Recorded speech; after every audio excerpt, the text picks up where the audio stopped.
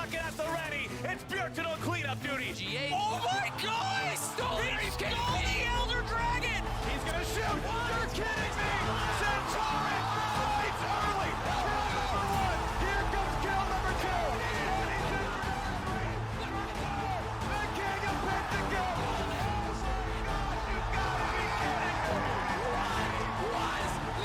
You can change the players, but the faith remains, and the faithful shall be rewarded. All right, well, welcome back to our second episode of the Hopium Podcast. I am Hanji. Introduce yourself. And I am not the guy shouting at it. No, I'm Sam. That guy's a legend, and I hope he's around later. I don't think he'll be able to shout for Evie much longer, but we'll get to that. Yeah. You know, good to have him around. He's a the great crowd. God, the crowd down in Mexico City has been crazy for these play-ins They've been so far. so Like much they've been fun, and it makes me happy. They've been going nuts. As a resident Mexican boy, that just makes me so happy. But yeah, welcome to the episode, everyone. Today's kind of just now that we actually have play-ins. We'll be doing a nice dive into the play-ins, kind of analyzing what we've been seeing out of the meta, as well as trying our best to pitch. At least I'll try my best to pitch why I think Evil Geniuses can still make it out. You guys believe me yet? Even if they go into a best of 5 against who I think the second seed in Group B is going to be, that's besides the point. We keep the hope alive. But yeah, no, it's going to be a fun rundown of kind of the games that we've seen, kind of what we've been noticing. And I think it's best to start with EG real quick before we go into the sadness towards the end. But I don't know, what did you see in that game one, Sam? Game one, I need to take my mind back to it. There's just been so much dang League of Legends this week. It's only so much has stuck. I mean, game one. Shoot, I am actually drawing a bit of a blank on this one. Yeah, so game one was the game where they stuck Kaori on the Caitlyn. Yeah, it was Caitlyn. It was Caitlyn Lux. Yeah. Yes. And that's which I know you love support Lux, but it does work in competitive in theory. Yeah, it's really good in our silver games. Actually, it's incredible. It's very, very impactful and does a lot in lane. Yeah, many people know exactly how to play mage supports, but that's beside the point. Yeah. I think for me at least, my big takeaway was, and I messaged you about it almost right away. It really just is feeling very Wombo heavy down on the bot side since MF is so prevalent right now. And I remember being like, man, people are going to want to play MF, but do you just like ban the Leon or do you ban the MF? Like, do you waste a ban on Misfortune? I guess that was my big takeaway was MF is really strong and the Caitlyn Lux lane did not look great. Right. And I think it's interesting, because for the side of EG with that one, obviously, that's Kaori's first game on the world stage, and they're putting a lot of pressure on him with that comp. You are playing something like the Caitlyn. Yeah, that's you are playing first pick. You are first picking Caitlyn. You are pairing it up with the Lux. You are playing a lane that is built to be very aggressive by its nature. That is built to push in, get those early advantages, get early turret plates, and just try to snowball from there. On the reverse side, we certainly saw the emergence. Was that the very first game of groups? If not, it was close. It was the second game. I think we started with like Isurus and somebody else, and it was right. Yes, I see. Mm-hmm. The appetizer. Right. But regardless, early on, I think overall in terms of the bot lane, we are kind of seeing a couple different styles develop, because even despite EG's performance in that game, I do think Caitlyn, like an aggressive Caitlyn lane, can potentially be very strong. That's kind of the one style we're seeing. Number two is, of course, Misfortune Wombo combo comps, which have been all over the place. And then we've got sort of different flavors from there. Some people are just falling back on the Aphelios, playing that relatively safer scaling pick. Yeah. Some Aphelios people, Thresh, since you're not really wasting the ban on Thresh, right? Yeah, some people are going for a different flavor of early game aggression with the Callista, which we'll certainly get to. But overall, it's been interesting to see how that plays out sort of with some of the different picks we've been seeing, because obviously right now Maokai is very strong in multiple positions. Amumu is starting to rise to prominence in support. Leona is still I mean, I was going to say the same as she ever was, but honestly, this has kind of been the resurgence for a lot of those engaged supports. The Amumu, the Leonas, the absolutely. Alistar. We're finally getting out of the Enchanter meta that most regions saw during their playoffs. And we still see Seraphine kind of living her best life as an ADC, and it makes me overjoyed. Oh, as the world's #1 Seraphine lover, yes, I'm sure you're just thrilled to see it. Yeah, great. It's good. It's a great champ. But I think for that first game with EG, certainly it did sort of make or break around Cowrie, and unfortunately in that game, we did kind of see him break. I don't exactly remember where the misfortune started snowballing, but like she was 4-0 within. I genuinely believe that Fnatic, the bot lane hit 6, and they just kind of went. No, they just got Leona ulted, misfortune ulted. That's right. Yeah. So and I think that's off of like they had blown flashes prior, and it was just like, yep, you guys are dying, because that's kind of how the. And that is the thing. Like aggressive bot lanes stuff like Caitlyn Lux, stuff like Callista lanes. Certainly, when it looks good, it can look really good. You can be shoving your opponents under tower. You could be chunking their health bars. You could be causing them to lose a lot of CS. But with those bot lanes, you have to play on so much of a knife's edge, especially in this meta where we are seeing things like Amumu, Alistar, Leona.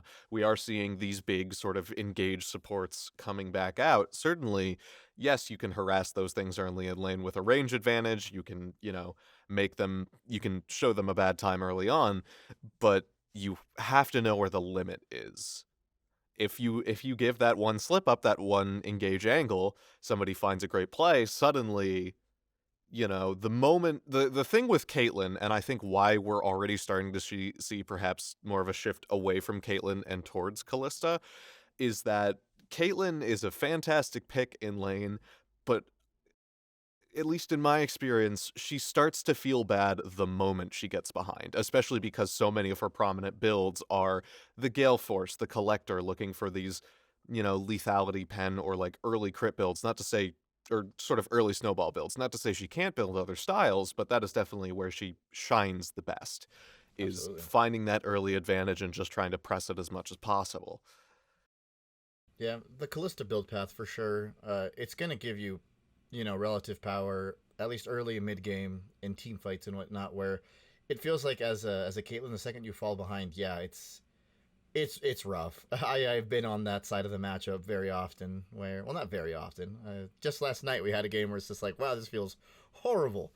And it's just how it goes. I think another thing too to mention about the aggressive bot lanes is, and kind of going into metas and whatnot, there is very aggressive junglers right now. Not just like in these groups, but as a whole, like you're seeing Graves start to shine back into the meta. You're really playing into their hands when you play that aggressive style, where you are painting a target on your back if you're pushing yourselves in. And like you were saying, if there's CC heavy supports like the Alistar, like the Leona that offer that support style for a jungler like a Graves to just walk in and blast you, that's kind of just like their paradise. So it really is that knife's edge where if you play too aggressive, now you're giving a Graves who wants to get ahead all the opportunities in the world to get ahead, and it's just really spooky. Absolutely. And I think that was a lot of where EG certainly faltered in that early game versus Fnatic. However, I would also say, stepping away from sort of the mistakes in that early game, moving on to their later games, their games 2 and 3, going into Loud, I think that game is very emblematic of another sort of meta development we are seeing, which is they did sort of try to double down on the style, albeit in a different flavor. I believe they played Callista for Cowrie that game, did they not? I think they stuck them on it, and honestly, it looked a lot better because I believe that was which I think is interesting that they are very much so first picking comfort for their ADC, and I think that has really showed promise. Obviously, I think the first game there's stage jitters, there's a lot of mistakes, but it makes sense that you're really trying to stick them on that comfort to hopefully give them, the ability to either carry or just, be good enough. Because that's really all you need. And if you get more out of them, then you are rocking and rolling. Right, and to go into the specifics a little bit, they were playing Callista Taric into a Mumu Misfortune out of the bot lane from Loud. So similar story to game one in some ways, but a little bit of different flavor. Obviously, Callista a little bit slipperier, a little bit harder to nail down, and also rather than this combo specifically having the Taric allows you to sort of play a little bit more flexibly between aggression and peel, between, that aggressive playstyle and having a bit more safety. And also, I think, in that game, obviously we didn't see something like the Graves or the Hecarim. I believe it was Wukong coming out from the side of Loud. But as you were sort of talking about those aggressive junglers, the Hecarim, the Hecarim, the Graves, seeing some Lee Sin play sprinkled in through in there, I think a big part of that is also part of why Maokai is looking so strong in many of these positions, and even in the bot lane position, because certainly, there is some danger to that. If you're on one of those aggressive picks and you can find that Maokai in an unfavorable position in the early levels before he sort of gets some of that tankiness, that can certainly be a problem for everyone's favorite or least favorite tree man. We'll see where the coin falls on that. However, because AP ratios haven't bothered me yet, so he's okay in my book for now. Right. However, so much of the power of the Maokai isn't just his engage ability, but also his just ability to control vast amount of space, lock down players, and just provide a lot of safety and peel for the team. So playing Kaori on something like the Callista, when he has a Taric to give him stuns, give him heals, give him shields, make him invincible for a little bit, plus a Maokai to throw down the ultimate, throw down some roots of his own, just generally buy as much space for him as possible, I think definitely a better look for Evil Geniuses. And also, to be fair, let's not understate it, JoJo was absolutely going crazy on the Akali that game, had a bit of a quiet early game, but in those mid to late team fights was just absolutely finding those picks onto Tinones, onto Brants, and just certainly let's not understate how much he made Kaori's job easier on that pick. Yeah, it's beautiful to see JoJo. He's definitely backing up the trash talk, like we were kind of talking about before we started up the pod. He is definitely influencing some of his teammates, and that's fun. Absolutely, and that did blow up in his face a little bit. Talking about Humanoids Victor. Hey, are you kidding me? It's time to can't wait to body Faker. Certainly the pain. Certainly has a bit of a history, that one, but no, but yeah, like his team fighting, even on more assassin oriented champions like an Akali, is still elite. It's incredible to watch him maneuver through the fights and just absolutely blow up anyone that comes in his way. Yeah, because what was that? Brants was on the Misfortune that game. That's right. He did not get to play the game. No, absolutely not. And I mean, it's not like Brants, it's not like the bottom lane of Loud isn't, strong or isn't good on these engage support plus Misfortune combos. I mean, just today, they essentially dismantled Fnatic with almost the same bot lane. I think, I don't remember if it was an Amumu specifically, but also, yes, to address the elephant, we are playing this during the EG versus, is it Beyond? No, who are they playing? They are playing Chiefs. Chiefs, right. I cannot say I'm actively watching that, so I'm not going to make a single statement on it so that you can't blame me if something goes wrong.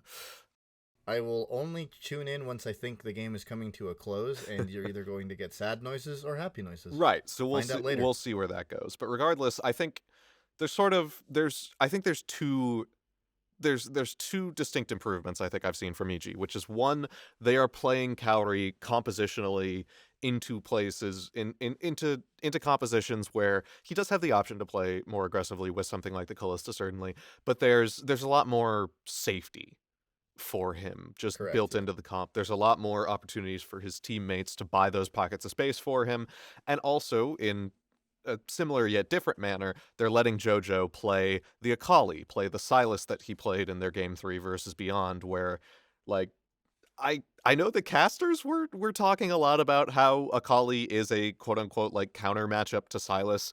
I don't actually know if I personally believe that. I would probably call that a skill matchup at best, personally, but what do I know? They're on the desk and This is very fair. Here in my apartment. But regardless, JoJo... The idea of watching a Sylas with a with an Akali ult is horrifying. Really yeah, fun. it's terrifying.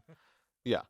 And JoJo absolutely went crazy that game. I think he was something like 6-1, 6-0 very early on, and then the game quieted down for a long time, and the crowd decided to fill that space as best they could. But still, I think, and I will talk about that game in a minute because I have some notes for that one for sure. But I think, compositionally, stylistically, they are not abandoning Cowrie. They're not pushing him to the side and say, all right, we can't play aggressive lanes early.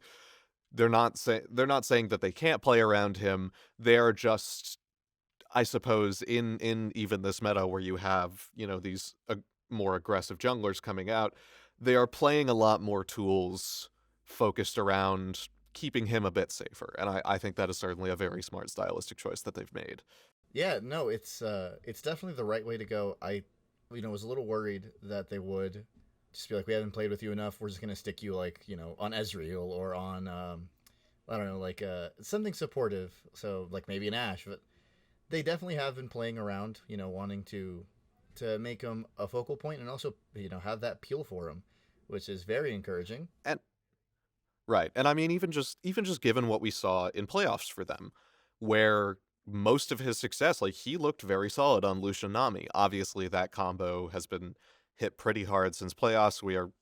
I would say we're not very likely to see that showing up much, if at all, in Worlds. But the fact that they go from that playoff run of having him show some promise on that aggressive matchup to picking Caitlyn Lux for him, I think I do like that decision in that it shows they are not shying away from Cowrie and not writing him off as their substitute. Yep. They are trying their best to play to what are his perceived strengths so far and fit him into their current composition. And I think we've been seeing that pay off more and more as they've sort of found ways to play around him. I have to touch up on that Beyond game because I got to tune in pretty late into the game. I was in school for the majority of the day, but once I was able to kind of tune in, that's kind of when the crowd was doing their thing, and I looked up and was like, oh wow, they have a really comfortable lead. Oh wow, they're up on dragons. And then I went, wait a minute, we are playing this just like any LCK team would play this. And I thought that was really interesting that they went for that kind of the play style where it is limit your mistakes and go for your guarantees. Because that entirety of the mid game, and I guess you could even say like a nice portion of the late game, was just EG sitting back. They're like, we have a gold lead, we know you can't fight into us, and if you fight into us, we will beat you and win the game. Right. And yeah, it worked. They waited for one mistake. Beyond tried to pull the trigger when 4 of them, I think, had stopwatches. I remember you'd messaged me right away and you were like, what was that? That team fight was absolutely ridiculous. There were 4 total stopwatches. One of them, I believe, was Minji's. So one of them was on the side of Beyond at the very least, but no, stopwatch from Cowrie, from Inspired, I believe. Like so many minimum 4 stopwatches came out in that fight, and just a back and forth of emotions and whatnot for the NA fans watching, I'm sure. But no, they played it really well, and I think what was interesting, sort of talking more on different stylistic changes they're making, is that as much as I was singing the praises of Jojo Pune and saying like he got very ahead very early, which as Silas into Akali, oh boy, does that feel bad from the Akali end. But when for a lot of the mid game, in that, speaking to sort of the style that I know a lot of the casters have been citing Jojo wanting to pick up after his MSI run, he was playing very, very selflessly with that lead on Silas. Yeah, absolutely. I think there was a point. I think there was a point where even he was down a level on Minji just because of the sheer amount of roaming that he was doing and trying to help out for the team. But I'm not saying this is a detractor, because they found the picks they could. They applied pressure. They were stacking dragons, I believe. They were essentially just playing that slow build up game. And, I think that is a point in favor of Jojo, in that he can sort of play that more flexible style, play for the team style. And I think it really worked out for them in that one. And, I definitely think we do need to have the conversation about the meta here in a second. But that is kind of where we're kind of moving again, right? Is some supportive mid laners. You're seeing the rise again of the Gallios, and I mean Azir's obviously going to be here. Talia's there. You're seeing a lot of roamers again, which I think is a lot of fun to watch. I think it's really cool when, every couple of minutes, as soon as mid hits level 6 or whatnot, you could see people start making their way down, and it just leads to the games picking up pace, and everyone kind of getting their hands involved into a game, and it's fun to watch for me. I think I messaged you and I was like, I really hope we're going towards like more of a team fight style, like meta where we're seeing a lot of people play for each other and create really awesome plays that we can freak out about later on Reddit or whatever it may be. And I think definitely, well, obviously play-ins is very much its own ecosystem. Correct. And I think it's going to be really interesting to see once we know who finally makes it through the play-ins, and once we sort of start to see the group stage develop, where things go from there. Because I think we've certainly seen years where play-ins is more of an indicator of what's to come. I'm sure most of the other teams in the tournament are at least somewhat keeping an eye on, okay, what champions are rising to prominence here. And it's a question of, now does this all new set of teams that we have yet to see, are they looking at this and thinking, okay, that's interesting, there's some things to pick up here, we like this, we like that pick, we like this composition? Or are they just thinking, oh no, we're on a completely different read with our scrims, or we have a particular answer or counter pick to this champion? And obviously, that's all speculation. Time will tell. But I think so many of the pieces, so many of the common game pieces, so many of the common cornerstones of these very team fight heavy stylistic compositions that you see from time to time and often in Worlds metas are certainly there. Misfortune is doing very, very well for herself. Amumu, bit of a mixed track record, but nonetheless pretty strong in terms of just that big sort of AoE wombo support. Kennen is rising back to prominence in top lane.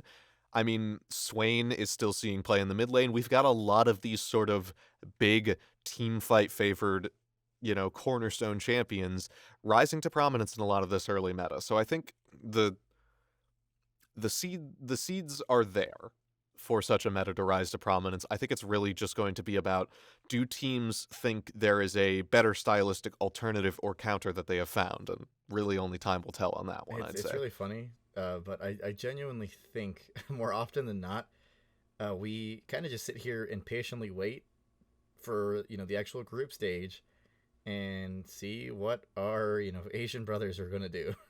What is Korea doing? What is China doing? And is it the same as what some of these minor regions are doing? I don't know the answer to that, obviously. We've had a couple of some of the games that we've seen through Champions Queue where some people are absolutely smurfing, but the comps look pretty Speaker. Hey, Speaker looks fantastic. That Graves game, I got to watch the highlights. He is an animal. Oh yeah. I can't wait for him to very proud. Sign, very proud. Really hope he's not going to get put onto a bottom of the barrel team and fade into relative obscurity. Santorin's going to be content boy, and he's going to open up the way for Spica to become Bjergsen's ward. I mean Bjergsen's Oh Lord, I don't know, but you know what? Time will tell, and that's a discussion for another day. The start of next season. But right. Yeah, I guess we could go into a nice little talk about the meta real quick before we start talking about some of the European teams and kind of what we've seen from them. We've kind of sprinkled in here and there what we've been seeing. I kind of want to know your take in a bigger scope for the mid lane, because I know you like to play mid here and there. You definitely keep a good pulse and a good eye on the mid lane. I've already kind of said what I've seen, that more roam oriented style, but you're still having your your control mages, your victors and whatnot. But I think mid is probably going to be the breaking point in a lot of ways of where we see this world stylistically lean, because it's, I'd say, more so than any other role, except for maybe top, in that we are getting some of these weirder counterpicks, the Lilias, the Zillions, coming out of all things. But regardless of that, mid, I think, is sort of in the most flux, where we're seeing a lot of different styles develop concurrently with each other. We are seeing things like the Akali, the Sylas, these sort of more aggressive assassin picks. In fact, we're seeing a lot of that particular matchup against itself. In terms of control mages, we are still seeing the Victor, the occasional Azir. Swain is sort of a weird one to classify, but I suppose I would probably put him most in Yeah. the control mage category out of anything. And then we are seeing a sprinkling still of stuff like the Talia, like the Galio, some of those roaming picks. No Twisted Fate yet. Thankfully, in my case, I am not the biggest fan of that particular champion, but that's just me personally. I think if we were, it's too early to call. Obviously, I think the needle could sway in either direction depending on different matchups, depending on what teams start to favor. But as it stands, I don't know. I'll be very interested to see where this mid meta is going to go, because I certainly don't have a prediction as to which of those I think will come out on top.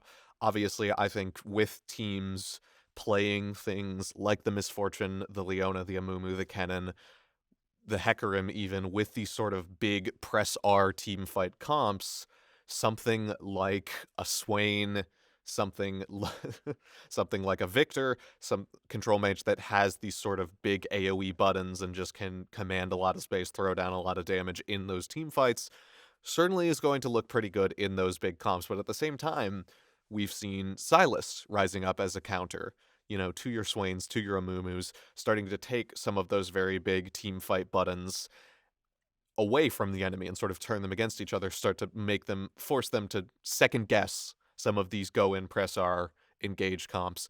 We've seen things like the Silas. Excuse me, I just said Silas. We've seen things like the Seraphine for teams that are perhaps leaning more into that Wombo style and just want to buy more safety, more space. Same thing in the bot lane. I mean, Humanoid had an absolutely disgusting game. I think he was 1-0-12 or something insane like that, just because he was positioning so well in that game from Fnatic earlier. They just could not touch him. Was it Humanoid? No, it was no, I'm completely messing up. No, it was Unforgiven on Lions is who I'm thinking of. Excuse me. I'm thinking of that game where Unforgiven was playing it in the bot lane and just buying so much space, so much safety for the team. I think they might have had a Swain mid as well. Like that was an absolutely disgusting comp to play into, because just how do you outside of finding the lucky pick on the Seraphine, which is certainly possible, how do you find a kill? But I think seeing where the mid lane swings is going to be very interesting. And honestly, I think the thing that keeps it exciting for me is that we're still seeing things like the Silas. We're still seeing things like the Akali. We are still seeing these, more aggressive assassin style players. I think we've seen at least a LeBlanc game or two as well so far.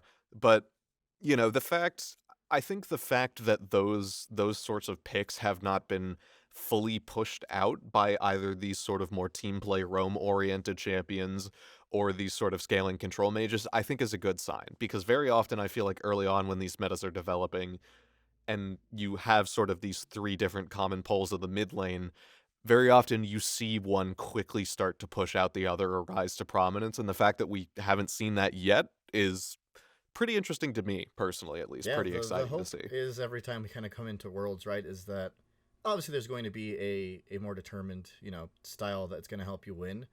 But the game is at its funnest and at the most healthy it can be when you can play multiple different styles and not feel like you're automatically just losing the game. And that's kind of where we're at right now, is we're getting to see a lot of people kind of, play their own takes on the meta and slight variations of it that they think, might counter or help them win based on their comp. And it's just fun. It's fun League of Legends, and I know it's very early because it is just the play-in stage, but it's encouraging stuff for sure. Yeah, and so that's kind of where mid's at, and I completely agree with your take. Like it's definitely a little too early to tell. We're seeing a lot at once, and that's more than okay with me. I think jungle is pretty locked in terms of what champions we're going to be seeing. I think we're going to be seeing a lot of Maokai. We're going to be seeing a lot of the Hecarim and a lot of the Graves.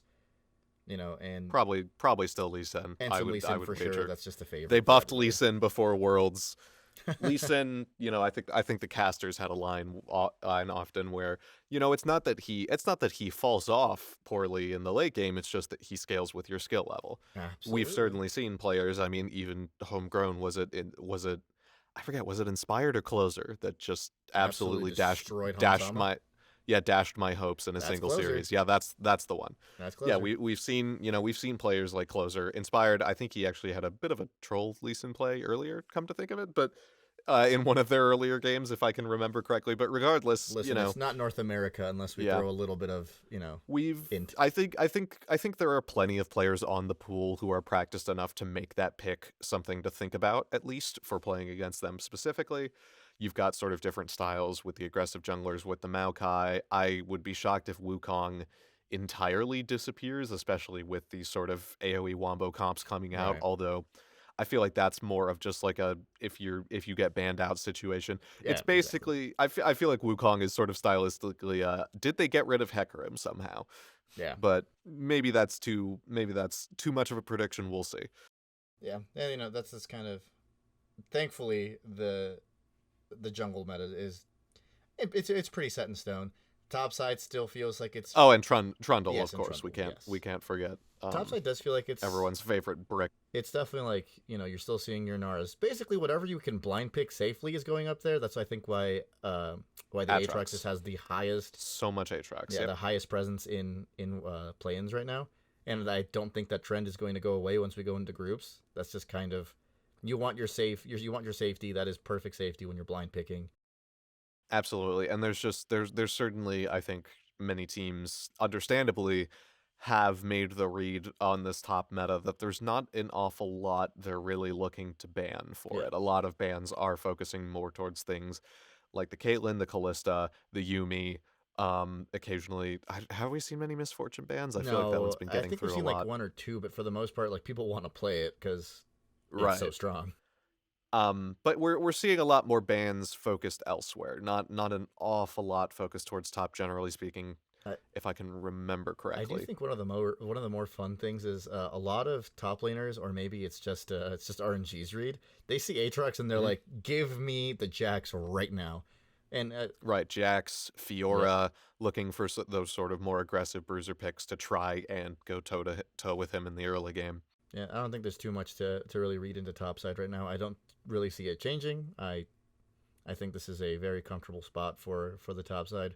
We've already touched on bot quite a bit, just since that's kind of the focal point for a lot of EG discussions, given the shakeups that have been made, certainly.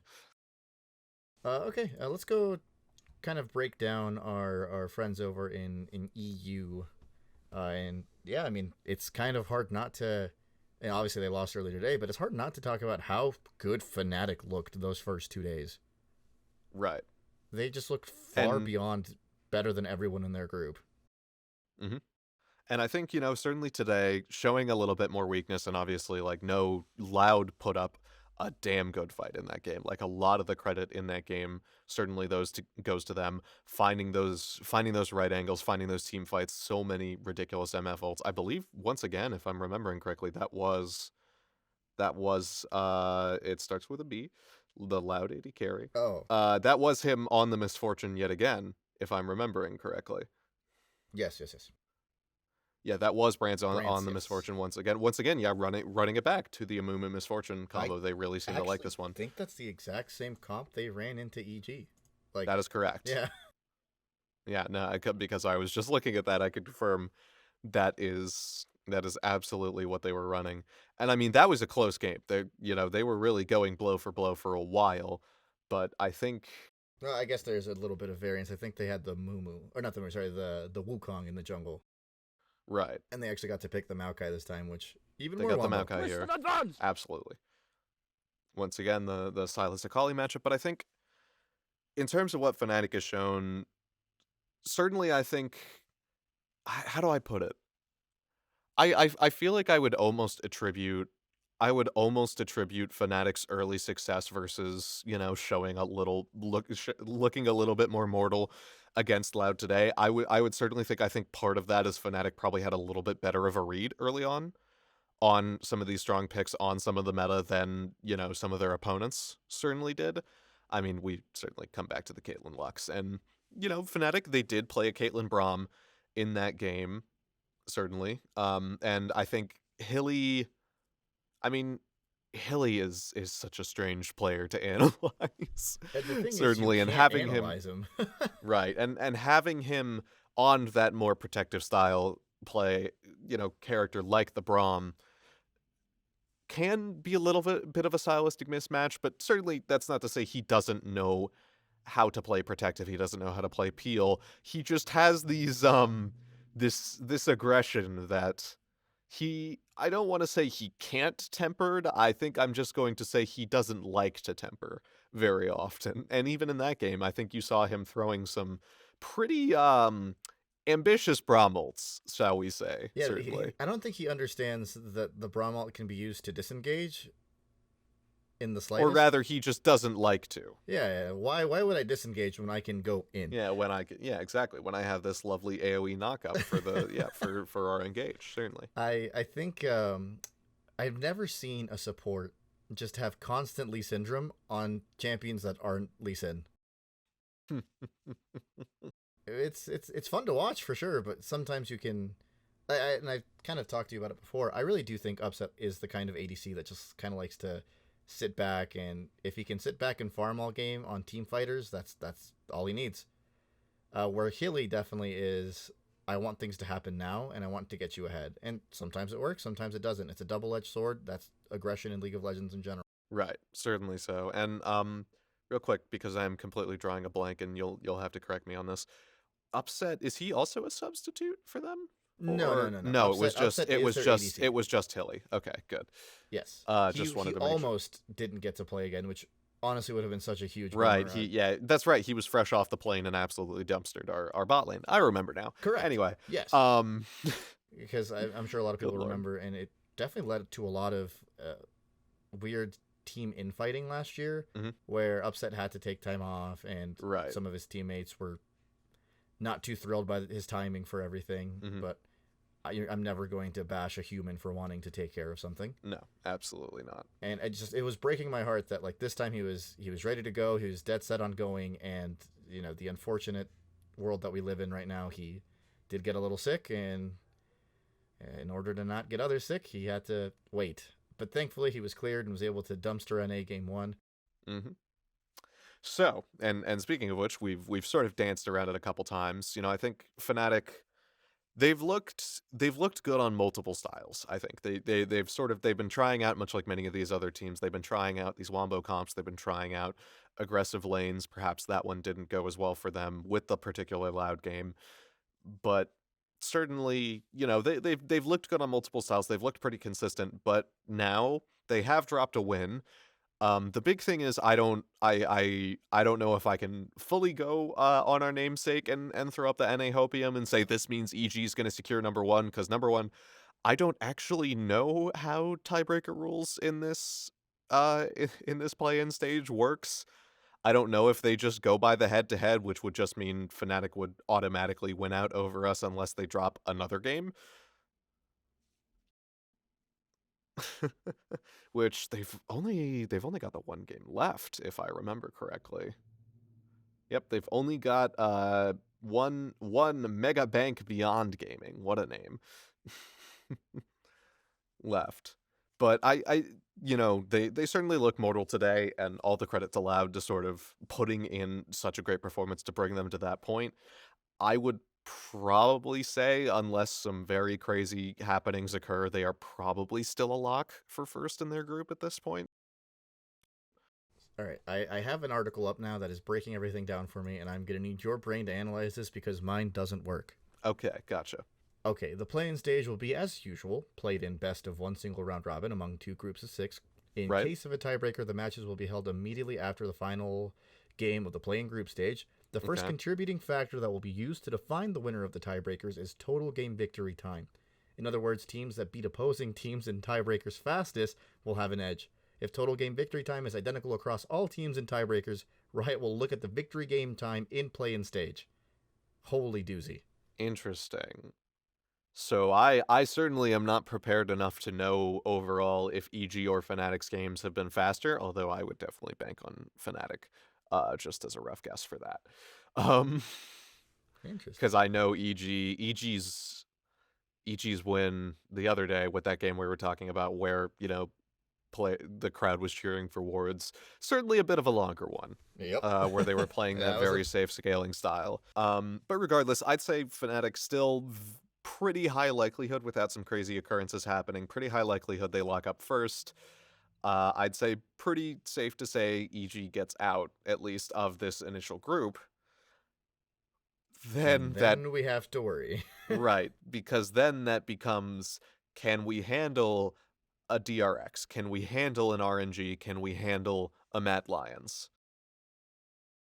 I think we can handle a Mad Lions because it's a best of 5 and the meme lives on. Mad Lions cannot play best of 5. I guess what really more quick, what more do we have to say? We'll dive into Mad Lions real quick. But yeah, I mean they're a great round robin team. They've looked pretty solid. I think they dropped their game to RNG and they got absolutely destroyed. Right. And unfortunately, I have not been able to check out very much of that RNG game at all. Yeah, they absolutely got smacked. I think that was one I missed. I think they have a game against DRX tomorrow that should actually be a pretty big decider in the group. How has that shaken up? How's it shaken up, that entire... I mean, DRX is firmly on the top at this point. They have not dropped a game yet. They are 3-0. All they have left to play is Isurus and Mad, and I hate to do this to Isurus, but I do not see that one going particularly well for them, I'm sorry to say. It breaks my heart that Isurus could not put up a better fight, but why am I not surprised? Unfortunately. It's okay. That's kind of just how it goes. I think, RNG definitely is, and I think that's just the nature of the round robin, right? Is you're kind of just fighting an uphill battle this entire time after you've dropped a game to what people are now perceiving as the clear first place. Absolutely. I mean, EG has been in the exact same position since dropping that first game to Fnatic. But I think Mad Lions has looked fine, but immediately kind of going into one of the bigger teams, they crumbled instantly. And I do have to wonder if that's because Niski is just, he's very much so the Europe's Doinby in terms of play style and champ pool. And maybe he's a little too what's the best, I guess, caught up in his ways, wanting to play the Talias, wanting to play the roamers and just help out the team. Right. And when the enemy on the other side in Xiaohu can do the same thing, but in my opinion a little better, you're kind of just dooming yourself, because Ming and Gala are far and away better than Unforgiven and Kaiser. And the top lane matchup, it just kind of swings really hard, and we agreed on this last week. Why can't it's Breathe, right? Breathe, yes, it is. Yeah. It has the E at the end. It is the verb. Goodness gracious, my brain. But yeah, it's just, I don't know. I definitely have hope that Mad Lions can, perform in a best of 5. But I'm also at the same time hoping that we can kind of match into Mad Lions. Right. I think we certainly can. It obviously depends on how seedings are going to shake out coming out of these groups. Yep. If we do end up with sort of, I'd have to check actually. Is it that the second seed from one group plays the third of another first? Is that how it works? I believe you're correct. I need to see the because if that's the case, assuming EG can lock up second, which I think is a pretty good chance now that they have beaten Loud. Or am I crazy? They did that today, right? No, it's happy. I was gonna make happy NA noises, but you were very much so breaking down the mid lane meta that I was like, I can't meme right now. This man is just in his zone. I wanted to meme so bad, Sam. Well, I apologize for taking that away from you. It's okay. I'm getting to meme now, so it's I'm really making up for it. Right. So yes, it is. Oh, really? Is it top 4 seeds? Yes. Oh yeah, it's 4 because remember, I think first is Insta. Oh, so first just insta qualifies at that point. 3 and 4 play. Oh, interesting. So 3 and 4 from the same group play in semifinals. Yep. To see who plays they second. Play the second seed. So no matter what, we are going to have to go. If we don't, we are going to have to go against the second seed of Group B on the EG side. Oh boy. Oh yeah, no, I have been sweating profusely. Right. I am really hoping. Wait, no. If EG locks in second, then at that point, that means all they have to contend with is the 3rd and 4th seed from Group B in order to which qualify, could be Mad which is Lions? which is roughly, let's not go, I don't want to go too crazy with the predictions, Yeah. but is roughly looking like it is going to be Mad Lions and another team who actually is currently holding 4th in Group B. Is it the Buffs? I guess technically it's Royal, just because Royal has only played 2 games for some reason. It is Buffalo, yeah. So technically the current Group B stack up is DRX, Mad Lions, Buffalo, and Royal. A lot of that just being that Mad Lions and Saigon have both played 4 games, whereas DRX has played 3 and Royal has played 2. This format is all over the place, and I understand why, because you really just have to cram a metric ton of games into very little time. You have to get through this in a week, roughly, but still. We're on a tight schedule here. Right. Assuming EG can lock in that 2nd place seed, and Royal does potentially lock in the 2nd place seed for Group B. Obviously, that's a lot of speculation. We'll have to see where things lie, but I don't think that looks terrible for Evil Geniuses in terms of their chance of making out. Hopium. Yeah, if I were to take a little hit of the namesake, there is a lot of hope there. If EG somehow drops down lower to the 3rd and 4th seed and is having to take on the 2nd seed from Group B, that's a little spookier. But we'll cross that bridge if and when we get to it. We'll cross the bridge if we have to. That definitely was a segment I want towards the end, but I mean, honestly, that's perfect. that's awesome. That's really the hit of Hopium you just took when I wasn't expecting it. It puts a huge smile on my face. The big thing is mostly just the realization of, oh, if we lock in 2nd seed, we don't have to play the other 2nd seed. We can just fight the 3 and 4 teams. Interesting. Fight amongst yourselves. Yeah. Time will tell, obviously, but maybe maybe small there. Yeah, I don't know. And don't worry I'm about in charge of the gas tanks. Tink. Yeah, okay. I guess we have to address the incredible game that RNG and DRX had. Even though I think RNG, I'm not going to say, trolled it. Right. I genuinely believe that RNG had a bit of a different read. I don't think they're the type of team to ego and be like, we can play the Nyla and win. That's just not the vibe I got from RNG. I genuinely believe that. I kind of feel like that's what they were doing, to be honest. I kind of feel like they were perhaps feeling themselves a little too much, but because look at this comp. I mean, not only It's the a lot. Nyla is a lot, obviously, and that is something that I don't think we've seen much, if any, of since this Nope. pickup. I think it got a game, and they were like, "That's terrible. Right. Let's not play." But that." also, they're playing the Vi, which they're playing the LeBlanc. They're playing, a lot of these, I mean, obviously, Neela, more of a scaler. Obviously, not as strong in the early game, does kind of ramp up before she becomes that drain tanking monster.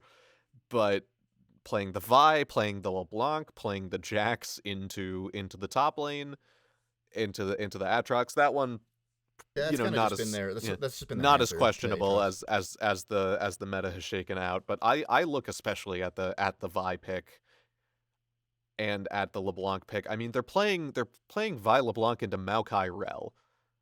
Yeah, it's a wee bit of a troll, but Right, which is not impossible. Maokai Rel Tristana, no less. Not impossible, but certainly making it, I would say, a little bit harder for yourself to execute on those big engages. Not impossible, and that was a banger of a game. Don't get me wrong. That was crazy, sort of the back and forth that went on, all the insane fights. I mean, God, and then ending up with Hextech Soul on the table. Both I think teams that was a four dragon Hextech Soul, right? Oh, absolutely. And both Yeah, teams went to that's 3 insane. dragons. RNG picked up the first 2 dragons. I believe DRX then proceeded to pick up the next 3. RNG got 1 more, and then it came down to a final fight for the soul. I think it was an insane game. Don't get me wrong. I do think it's perhaps, maybe we don't say it's a quote unquote ego picking from RNG. Maybe we just say it's leaning a bit further towards comfort and towards some of the things that we saw more prominently in playoffs, while it was still early on in this play-in stage, while we were still seeing this meta sort of start to take form and shape out. Yeah. Yeah, for sure. And I follow a lot of ADCs, and one of my favorite ADCs is Deft. So getting to watch him just absolutely pop off in that game was an absolute treat. And I mean, just the way Tristana is by nature, right? Like, any reset champion is a lot of fun to watch. Getting to see Tristana just kind of jumping around all over the place, popping in damage, just carrying fights is one of my absolute favorites. So I love front to back team fights.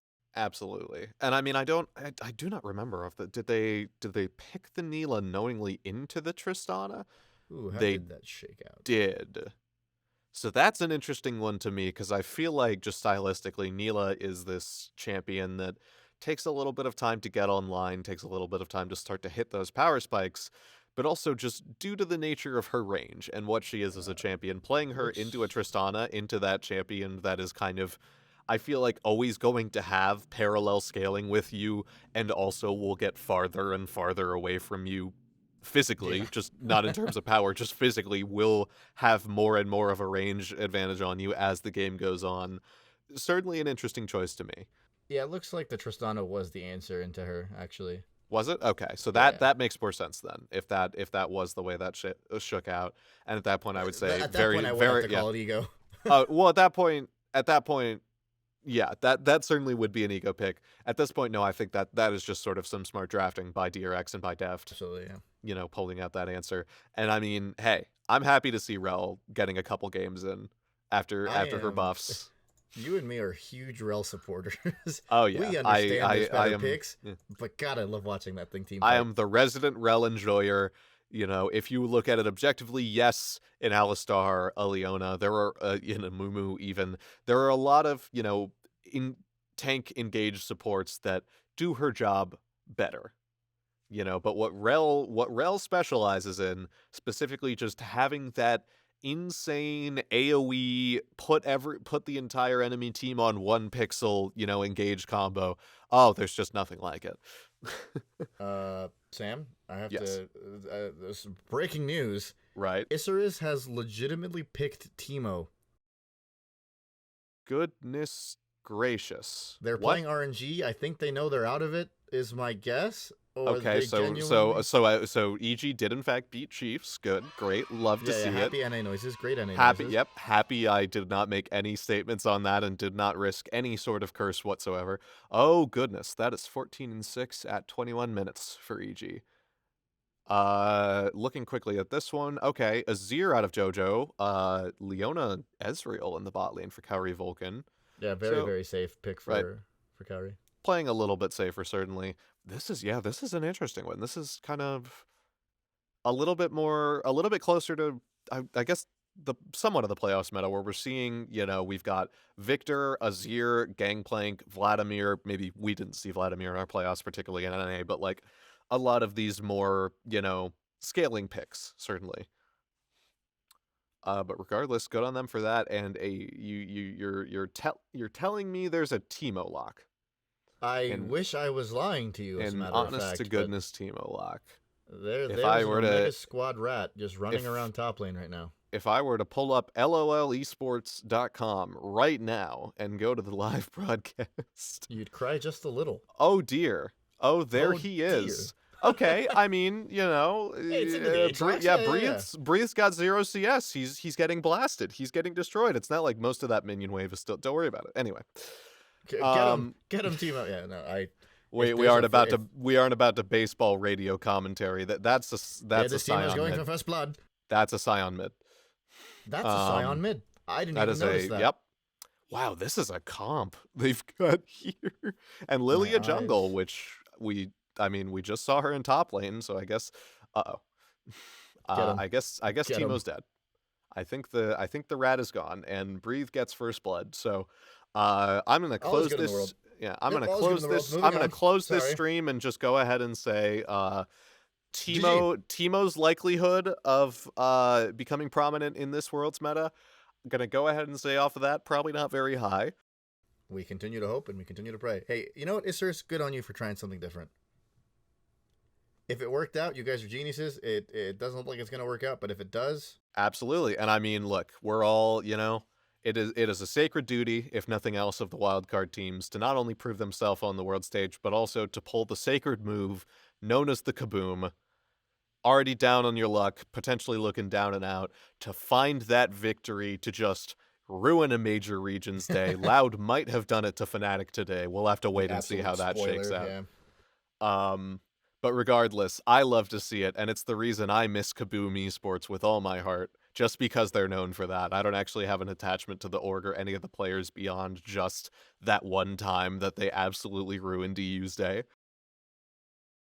Hey, I will never complain when some team just absolutely destroys the hopes and dreams of an entire region, unless it's our region, in which case I'll never. Yeah, then we'll complain. Then we'll complain a lot. But we're not biased or anything. Don't look at the name of the podcast. Don't check that. Don't check the. Yeah, we're the League of Legends Hopium. That's the one. We just have so much hope for League of Legends. I think they're doing just fine without us. Right. So regardless of that, are there any other sort of major topics we have left to cover that we want to get to on this particular? I guess a quick little sweep for the minor regions, just to make sure that they get some love in this podcast too.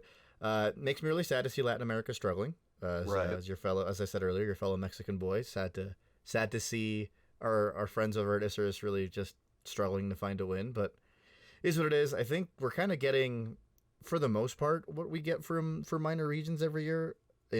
Not the best performances, but a couple, like you were saying, a couple kabooms where. Right. I mean, I think honestly, even even say, well, yeah, Saigon and oh goodness, what are they? PCS? Is it? Or no? Saigon, the VCS. VCS. So many letters. God. A, B, but, C, D. Yeah, VCS teams. They certainly have a reputation between Saigon, between Gigabyte Marines, of just having these off-the-wall play styles. What we now call like diet LPL, now that China has become so synonymous with this aggressive style. But long before they picked up that style, I feel like Vietnam was there in the trenches just going absolutely crazy, and I gotta shout them out for that because they always make for interesting games to watch. I think certainly there are a lot of praises to sing for Loud as a team in this tournament. Like even... in those games where they're going up against the likes of EG, against the likes of Fnatic, like they've been making it close or even taking down Fnatic. Like I think there is certainly some promise showing in that team in this tournament. And it's every year. A couple years ago, it might have been one of the casters. I can't remember. It might have been Freak, right? Where he said the gap is closing, and it's just I don't know. It's beautiful to see, right? Obviously none of these teams I don't think are going to be able to qualify, but yeah, it is best of fives. You never know, right? Anything in a best of five. But it's just it's so much fun to know that other regions are they're not just coming to absolutely get dumpstered. They're giving it their best. Obviously there will be some teams that go winless, but they will put up fights. They'll do what they can, and it's not just teams get put into play-ins and are like, all right, cool, we lost. What's the point of even showing up? And it's great. And I think who else is performing well right now? Detonation Focus Me hasn't looked too bad. I always have faith in my Asian homies, my Japanese friends. As your resident weeb, it just makes me happy to see. Like last year, even though it was through the at the expense of my love for Cloud9. It was nice to see them actually qualify for groups. Right. And DFM's only remaining matchup at this point is EG, so potentially a little rough for them. But like they again, I'd say similar to Loud, like they've looked close. Yeah, exactly. They are either winning or they are making it look close, which I think like all the credit to them. They're doing very well on that. I think a lot of that for both Loud and DFM has been similar stories of Utapon, of I've already forgotten the Loud ADC's name again. Brance, right? Of Brance having these pop-off games on the misfortune on other picks, like just they have been making their squad look very good. So all the credit to them on that. I know this is the stage where a lot of us usually come in to watch the major regions just dominate. Right. But like you're saying, other regions they're fighting. They're making it look a lot closer. I mean, Absolutely. even the Loud series against EG was no, like, even though EG was very ahead, it wasn't a cakewalk by any means. No, absolutely Like not. the lead didn't really come till close to the end there, where I think they try to pull the trigger a little too preemptively over on Loud side. Right. But either way, like that game was not far off from Loud. No, absolutely not. Like there's been some glimmers, there's been some promise shown certainly, and I think a really fascinating game was actually the Mad Lions Saigon Buffalo game earlier today, because Saigon, for that game, they had some early aggression, if I remember right. They got off to a bit of an early lead, but like they were actually playing a lot more reserve style than you usually expect to see out of a team like them. Like for Right. a lot of their mid game, they were sort of playing it a little bit slower, looking for a little bit more of that, like, macro objective focused composition, and it did eventually fall apart for them, unfortunately, and the game turned into a hell of a back and forth after that between all these crazy team fights, and that obviously was the game where Mad were running Niski Swain and Unforgiven on the Seraphine, Seraphine, and yeah. no one died. So that one's kind of unfortunate. I think that one is just, I think for the draft they were playing into, Saigon showed a lot of the best that they could. There were moments where it looked like maybe the Camille would be able to take over the game, maybe they'd find the right engage, the right team fight, but just such a hard composition to kill. But regardless, like Saigon Buffalo, Loud, and DFM, I would say, are sort of the big standouts right now of these, quote unquote minor region teams that have been showing a lot more presence and a lot more promise in their groups. No, so far, man, it's been a fun play-ins. Like, I think a little bit of it is definitely entertaining in the sense where I'm paying a little more attention than I normally do, just so I don't come here and make a complete fool. Oh, of same. myself. I don't even know if I've watched most of play-ins in previous years, to be honest. Yeah, I usually have to because I love Cloud9 and that's Yeah, usually that where is. we live. Yeah. Got lucky this time. Yeah. But, I mean, earned your spot very much. Cloud9. No, I as much as I meme, you absolutely did. Yeah, they were kind of just cracked at Fortnite for a bit there. Mm-hmm. But regardless, well, I honestly, I think big result of, this sort of review and this talk for me today, this week, is honestly, I think I have a lot more potential hope for EG than I did last time.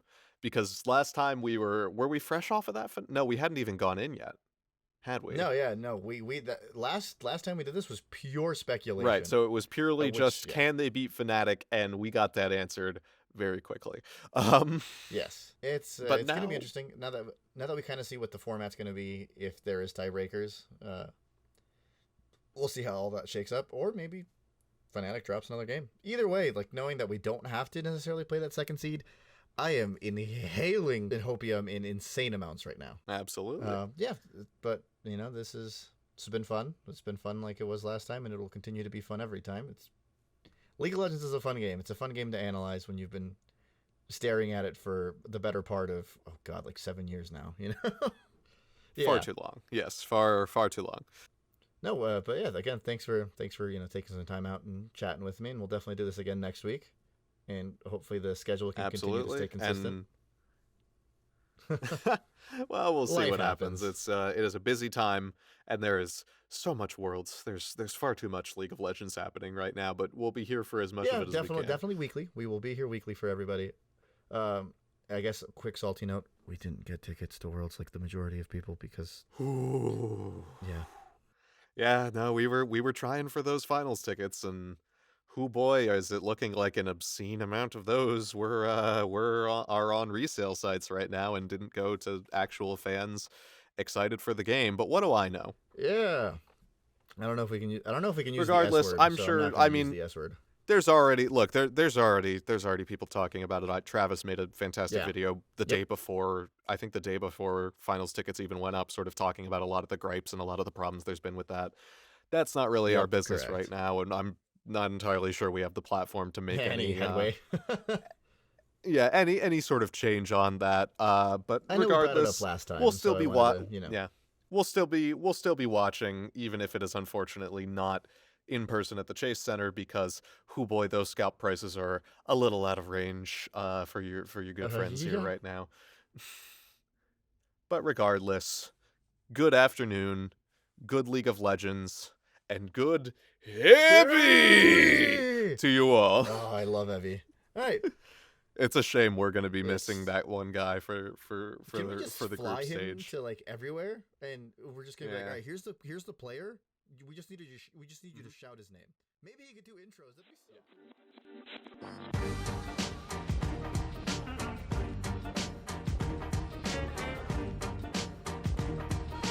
This is a Cinema Beats production.